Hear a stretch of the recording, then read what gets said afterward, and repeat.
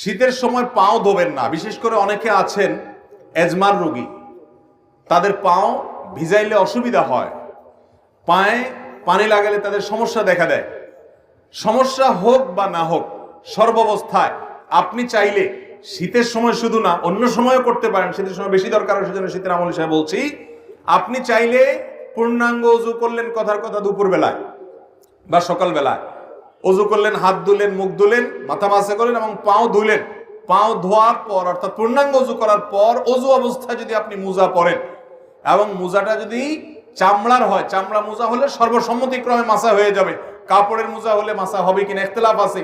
তবে আমাদের আজকাল যেসব মোজা পাওয়া যায় একেবারে পাতলা, পরলে পার ভিতরে ফাঁকা দেখা যায়, এটা পরে নরমালি হাঁটা যায় না অনেক দূর পর্যন্ত, এগুলো তো মাসা হওয়ার কোনো সুযোগ নেই। তো যাই হোক, আপনি যদি ওযু করার পর এরকম মোজা পরেন তাহলে সেক্ষেত্রে সেই